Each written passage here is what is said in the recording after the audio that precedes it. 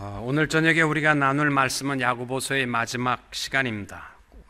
야고보서 5장 13절부터 20절 말씀까지 교독하시겠습니다.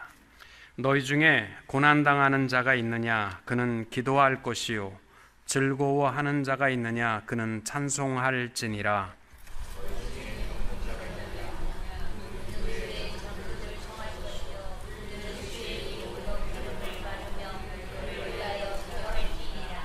믿음의 기도는 병든 자를 구원하리니 주께서 그를 일으키시리라. 혹시 죄를 범하였을지라도 사하심을 받으리라.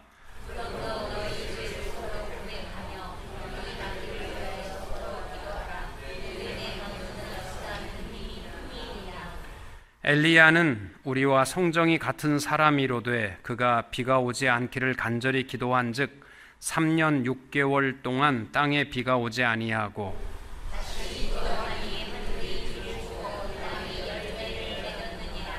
내 형제들아, 너희 중에 미혹되어 진리를 떠난 자를 누가 돌아서게 하면 너희가 알 것은 죄인을 미혹된 길에서 돌아서게 하는 자가 그의 영혼을 사망에서 구원할 것이며 허다한 죄를 덮을 것임이라. 아멘. 우리 지난 시간에 문제 극복의 열쇠라는 제목을 가지고 우리가 이미 말씀을 나누었습니다. 하나님께서는 기도를 응답하시는 일 외에는 아무것도 하지 아니하신다라고 표현할 만큼 우리 하나님께서는 우리의 기도를 통하여 역사해 가시는 줄로 믿습니다. 야고보서의 맨 마지막 부분에서 야고보는 우리에게 말씀하기를 13절 말씀에 너희 중에 고난당하는 자가 있느냐? 그는 기도할 것이요 즐거워하는 자가 있느냐? 그는 찬송할지니라. 이렇게 말씀합니다. 고난을 당하게 되면 사람들은 절망하기 쉽고 아니면 원망하기 쉽습니다. 또 즐거운 일이 있으면 타락하기 쉽고 죄짓기 쉽습니다. 교만하게 자랑하기 쉽습니다. 그러나 오늘 야고보는 우리에게 즐거운 일이 있으면 모든 영광 하나님 앞에 돌리며 찬양하라. 고난당하면 원망 불평하지 말고 기도하라. 이렇게 말씀하고 있습니다. 특별히 우리 기도는 항상 기도해야 되겠지만 고난당하는 자가 있으면, 아픔 속에 있으면 우리는 기도해야 합니다. 여기서 말하는 고난이라는 것은 감정적으로 아프고 힘들 때를 의미하는 것입니다. 외적인 환경으로 말미암아 겪는 고통도 있고 내적인 번민과 괴로움이 있고 또 재정적인 고통도 있고 또 사람들과의 관계성이 깨어짐으로 말미암아 괴롭고 힘들 때도 있는데 그 시간은 기도하라라는 것입니다. 그래서 어느 신학자는 말하기를 고난은 하나님께서 대화하고 싶어하는 하나님의 사인이라고 했습니다. 고난이 있거들랑 하나님이 나와 대화하고 싶은 사인이라는 것입니다. 시편 50편 15절 말씀에 환난 날에 나를 부르라. 내가 너를 건지리니 내가 나를 영화롭게 하리라. 이렇게 말씀합니다. 특별히 빌립보서 4장 6절에도 아무것도 염려하지 말고 오직 모든 일에 기도와 간구로 너희 구할 것을 감사함으로 하나님께 아뢰라. 그리하면 모든 지각에 뛰어나신 하나님의 평강이 그리스도 예수 안에서 너희 생각과 마음을 주장하시리라. 약속해 주셨습니다. 우리 인생에는요, 오르막길도 있고 내리막길도 있습니다. 살다 보면 끝없는 추락하는 시간도 있고 한없이 올라가는 시간도 있습니다. 내려갈 때에 야고보는 특별히 맹세하거나 내가 하겠다 이런 말 하지 말고 기도하라는 것이고, 내 인생의 오르막길에서는 내가 했다라고 자랑하지 말고 찬송하라라고 말씀합니다. 마음이 지치고 힘들 때에는 주저 말고 기도하십시오. 하나님께서 우리 교회를 주시고 성도를 주신 것은 기도의 동지로 주신 줄로 믿습니다. 힘들고 어렵거들랑 소주로 해결하려고 하지 마시고 기도의 동지들에게 합심하여 기도하며 우리의 고난을 이겨 나가라 라는 것이 야고보서의 결론의 말씀입니다. 언제 기도해야 되느냐? 특별히 14절 말씀에서 강조하여 말씀하는 것은 너희 중에 병든 자가 있느냐?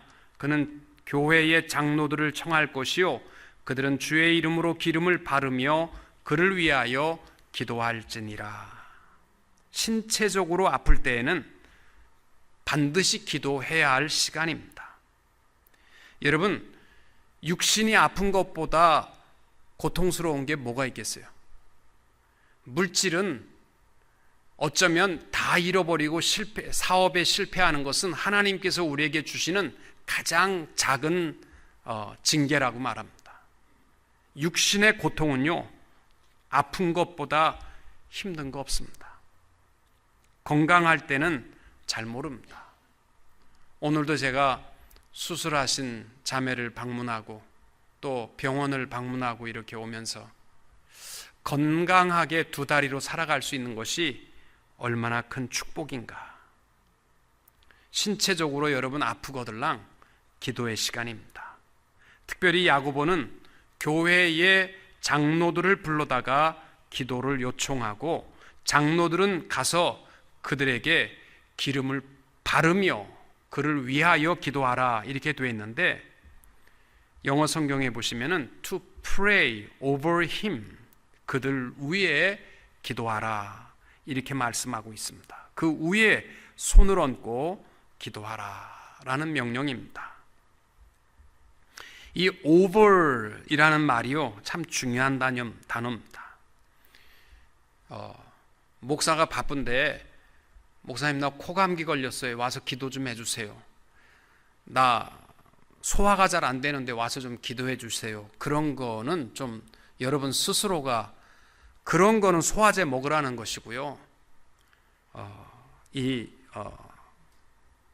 장로들을 불러다가 기도하라 라고 할 때는 내가 감당키 어려운, 지치고 피곤하고 누울 때는, 내 힘으로는 기도할 수 없을 때에는 장로들을 청하여 합심하여 기도하라고 말씀합니다.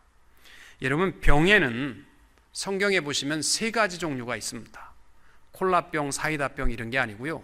첫째는 사망에 이르는 병이 있습니다. 아무리 기도해도 병이 낫지 않고 하나님이 오라고 하실 때 주시는 병입니다. 하나님이 오라고 하실 때에는 아무리 신유의 은사가 있다 할지라도 기도해서 나을 수도 없지만 기도해서 나아서도 안 됩니다. 그러면 죽을 병은 기도해도 소용이 없나요? 기도해야 합니다. 왜냐하면 하나님의 부르심에 대해서 순종할 줄 알고 마음의 평안을 갖는 유일한 길은 기도밖에 없기 때문입니다. 또 병에는 연단을 위한 병이 있습니다. 고린도전서 11장 말씀에 보시면은 성찬에 대한 말씀을 하시면서 28절에 보시면은 자기를 살피고 그 후에야 이 떡을 먹고 이 잔을 마실지니, 자기를 살피고 먹지 아니하면 죄를 먹고 마시는 것이다 그렇게 말씀하고, 30절에 보면 이러므로 너희 중에 약한 자와 병든 자가 많고 잠자는 자도 적지 아니하니 라고 말씀합니다. 여기서 너희라는 말은 떡과 잔을 받고 살아가는 성도들을 의미합니다. 그런데 그들에게 합당치 않게 먹고 마실 때에 몇 사람을 아프게 하신 것은 하나님의 훈련과 연단을 위한 것입니다. 우리들도 잘못했을 때에는요, 하나님께서 따끔하게 연단과 훈련을 주시는 것이 하나님의 사랑인 줄로 믿습니다. 연단을 이기는 방법은 기도밖에 없습니다. 그리고 세 번째 병이 있는데 하나님의 영광을 위한 병이 있습니다. 요한복음 11장 4절에 보면 예수께서 들으시고 가라사대 이 병은 죽을 병이 아니라 하나님의 영광을 위함이요 하나님의 아들로 이를 인하여 영광을 얻게 하려 함이라 하시더라.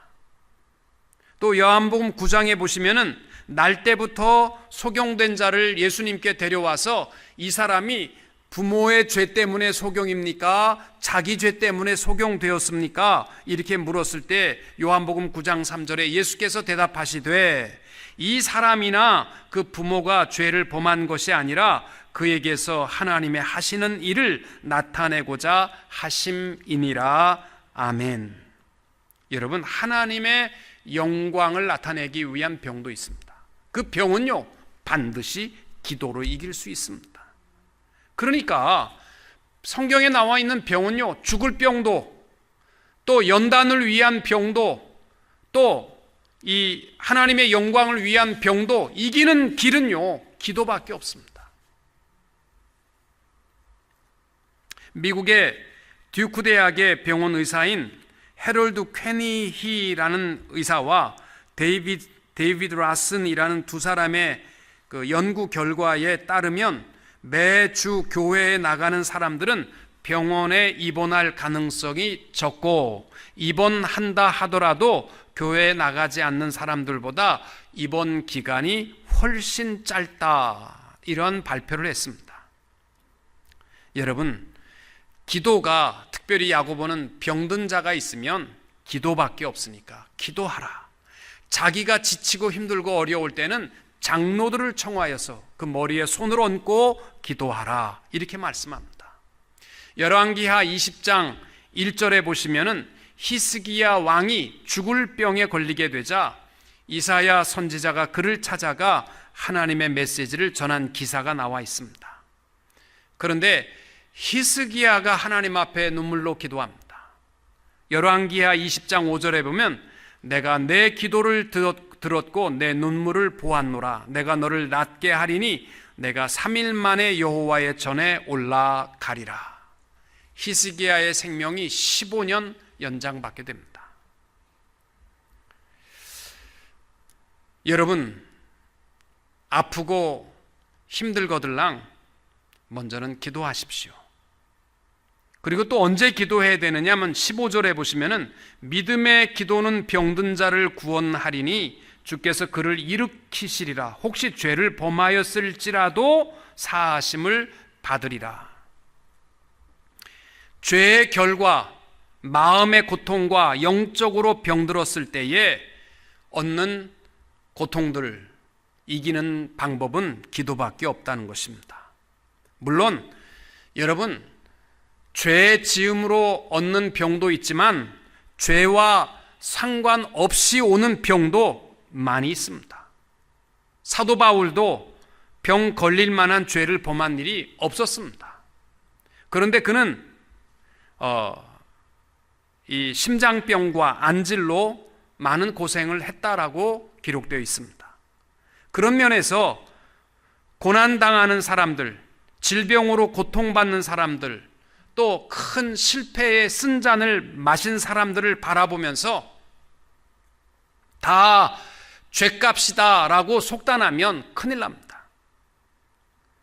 특별히 아프신 분들을 대상으로 해서 여러분들이 기도해주고 위로하고 격려하는 것은 좋은데 혹시 죄 지은 것 없는가 자신을 돌아보라, 이런 말은 여러분이 특별히 기도 많이 하셔야 됩니다.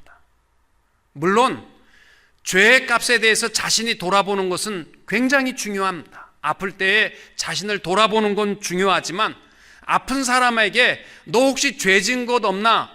이것은요, 욥기에 나와 있는 새 친구하고 똑같은 겁니다. 그 사람의 상황에 대해서 정죄하거나 또 죄값에 대한 것을 물으려 하지 마시고 늘 그를 위하여 기도해주고, 모든 병이 죄의 결과라는 것이 아니라는 것을 기억하시기를 바랍니다. 특별히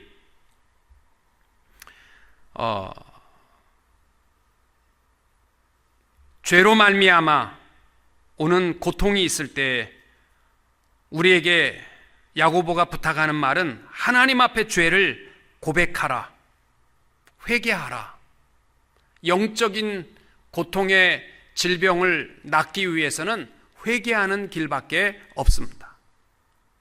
그리고 서로 죄를 고하라, 이렇게 말하고 있습니다. 이 말은 뭐냐면 16절 말씀에서 그러므로 너희 죄를 서로 고백하며 라는 말은 뭐냐면 나 이런 죄 졌어, 그렇게 죄에 대한 것을 떠버리라는 말이 아니라 형제에게 죄를 범하였으면 하나님 앞에 회개하고 그 친구를 찾아가서 사과하라 라는 말입니다. 예를 들면 홧김에 친구를 때려서 전치사주에 상처를 입혔습니다.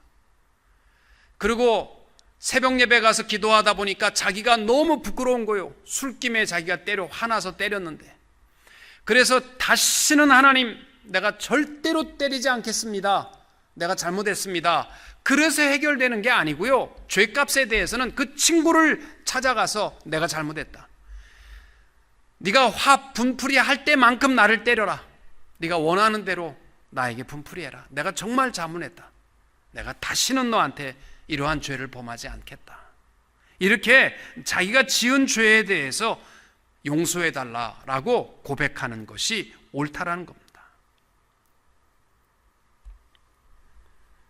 죄를 하나님 앞에 고백하게 될 때 하나님은 용서하실 뿐만이 아니라 기뻐하십니다. 죄를 숨길 때에 하나님께서 분노해 하시지만 내가 부끄러운 죄인이라는 사실을 고백할 때에 우리 하나님은 기뻐하십니다. 요한 1서 1장 9절 말씀, 만일 우리가 우리 죄를 자백하면 저는 미쁘시고 의로우사 우리 죄를 사하시며 모든 불의에서 우리를 깨끗하게 하여 주실 것이다. 특별히 야고보서를 마치면서 우리가 또 하나 기억해야 할 것은 기도의 열등감을 버릴 수 있어야 합니다. 누가 기도할 수 있느냐? 나같이 병들고 실패한 사람은 기도해봐야 하나님 안 들으신다, 이런 것은 기도의 열등감입니다. 기도는 목사님이나 해주셔야 힘이나 있을란가, 장로님이나 권사님이 기도해야 힘이 있을라나, 내가 기도하는 거 가지고 병이 낫겠어? 문제가 해결되겠어? 이러한 기도의 열등감을 버리게 되시기를 바랍니다. 야고보가 특별히 엘리야를 그 예로서 우리에게 말씀하고 있습니다. 17절에 엘리야는 우리와 성정이 같은 사람이로되 그가 비가 오지 않기를 간절히 기도한즉 3년 6개월 동안 땅에 비가 오지 아니했다.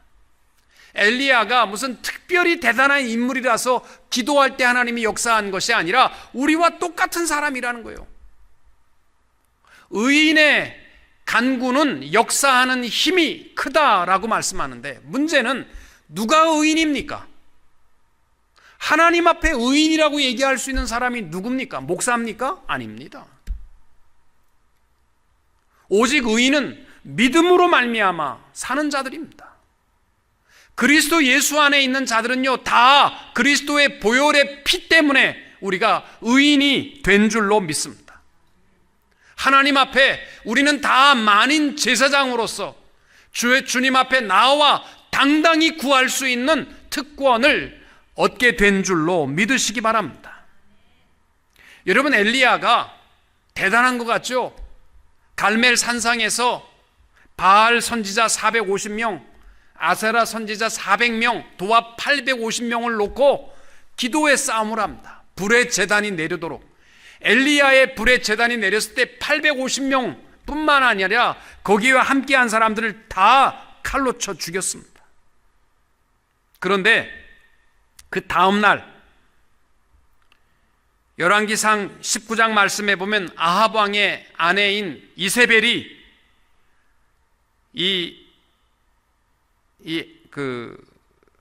분노하여서 이 바알 선지자, 아세라 선지자를 죽인 것에 대해서 분노하면서 내일 이맘때 이 시간까지 반드시 내가 엘리야의 목을 벨 것이다, 그렇게 이야기하게 되자 엘리야가 벌벌 떨었습니다.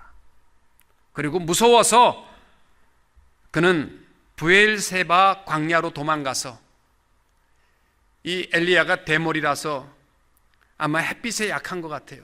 그래서 너무너무 덥고 힘드니까 나 이제는 족하오니 나를 좀 데려가 달라고 죽고 싶어서 그렇게 기도합니다. 보세요. 850명을 향해서 당당하게 이겼던 엘리야가 무슨 우리랑 특별한 사람이 아니라 여자 하나가 한을 품고 죽인다고 하니까 무서워서 도망간 사람이 엘리야거든요. 여러분, 기도에 대해서 열등감을 버리시고 모든 문제 극복의 열쇠는 기도입니다. 그리고 기도의 특권은 우리 모두에게 주어진 줄로 믿으시기 바랍니다. 여러분, 제가 요즘 제가 성막을 강의하면서 다시 성막을 지금 공부하고 있습니다.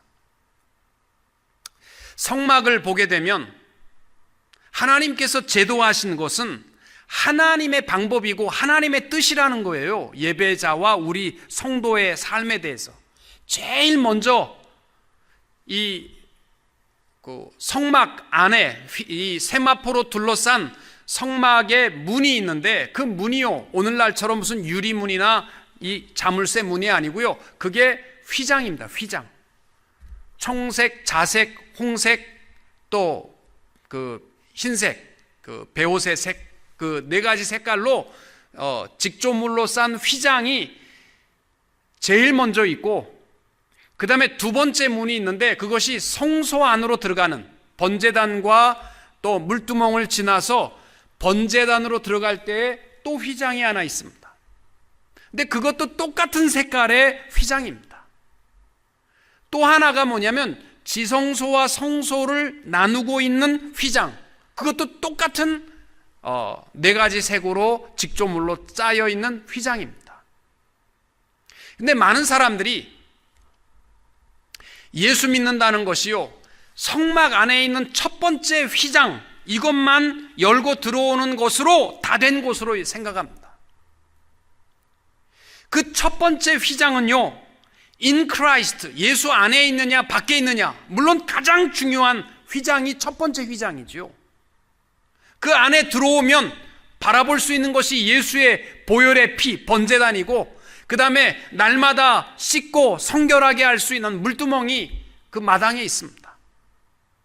근데 그게 씻고 나가서 죄 짓고 씻고 나가서 죄 짓고 하는 것이 예수 안에 있는 삶의 전부가 아닙니다.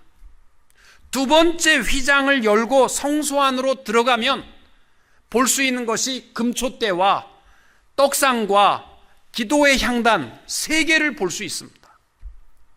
우리 교회 신앙생활을 한다고 할 때에요, 이 첫 번째 휘장 안에 들어왔다 나갔다 하는 것으로 신앙생활이 다라고 생각하시면 착각이십니다.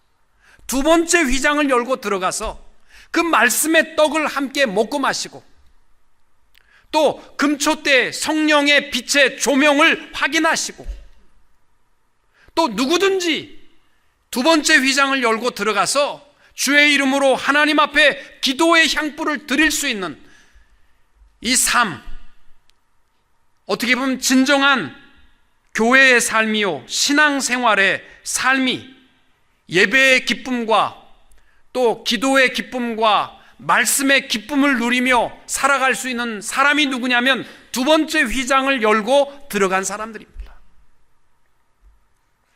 그리고 마지막 휘장이 또 하나 있어요. 그건 성소와 지성소를 나누고 있는 휘장입니다. 예수님께서 십자가에서 죽으실 때 찢어진 휘장은 바로 이 지성소와 성소의 휘장입니다. 이 하나님을 만난다라는 것, 예수 그리스도로 말미암아 우리 모두에게는 제사장의 특권이 주어졌고, 바로 이 세 번째 휘장을 열고 들어가서 생활하는 사람은 누구냐면 날마다 하나님과 함께하는 삶, 내가 먹든지 마시든지 내가 어디 가서 무엇을 하든지 하나님과 함께하는 삶, 이것은 휘장 세 번째 휘장을 열고 하나님을 만나 뵙고 살아가는 사람들의 축복된 삶. 여러분 어디까지 오셨습니까? 여러분 스스로가 혹시 첫 번째 휘장을 열었다가 들어와서 잘못했어요, 그리고 나가서 또 죄 짓다가 또 휘장 열고 들어와서 잘못했어요, 어떤 말씀의 기쁨도 없고 기도의 행복도 없고 성령의 인도하심에 대한 확신도 없고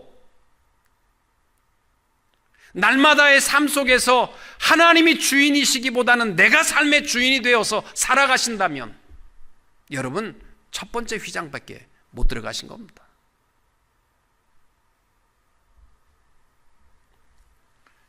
여러분 교회 안에 말씀의 행복과 기도의 축복과 성령의 인도하심의 확신을 가지고 기도의 이 신앙의 기쁨을 누리며 살아갈 수 있게 되시기를 축복합니다. 여러분 기도는요 하나님이 우리 모두에게 주신 두 번째 휘장을 열고 하나님 앞에 나가는 자에게 주시는 은혜와 특권인 줄로 믿습니다. 그리고 19절부터 20절까지는 야고보는 마지막으로 부탁하는 말씀이 내 형제들아 너희 중에 미혹되어 진리를 떠난 자를 누가 돌아서게 하면 너희가 알 것은 죄인을 미혹된 길에서 돌아서게 하는 자가 그의 영혼을 사망에서 구원할 것이며 허다한 죄를 덮을 것임이라. 대부분 편지의 마지막 부분은 따뜻한 인사로 또 축복으로 마치게 됩니다. 그런데 야고보는 달콤한 말이나 안일한 말이 아니라 미혹된 한 영혼을 책임지라.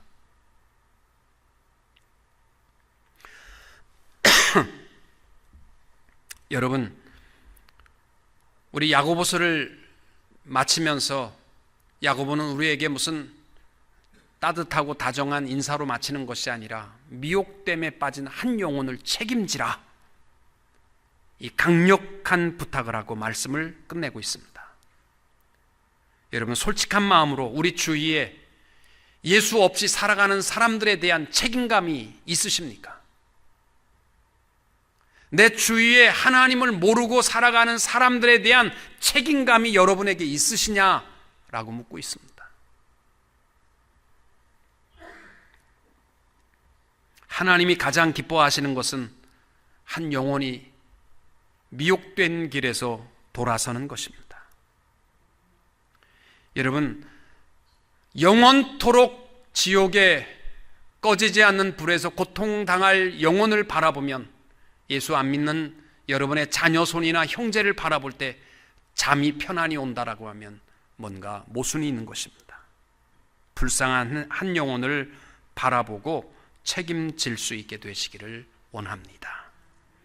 빌리 그레이엄 목사님은 이런 얘기를 했습니다. 기도는 아침에 열쇠이며 저녁에 자물쇠이다. 매일 기도로 하루를 열고 하루를 닫을 때는 기도로 닫을 수 있게 되시기를 바랍니다. 어거스투스 토플레디는 이런 말을 했습니다. 무릎을 꿇은 그리스도인은 발돋움을 한 천문학자보다 더 멀리 본다. 무릎 꿇은 기독교인이 천문학자보다 더 멀리 본다는 것입니다.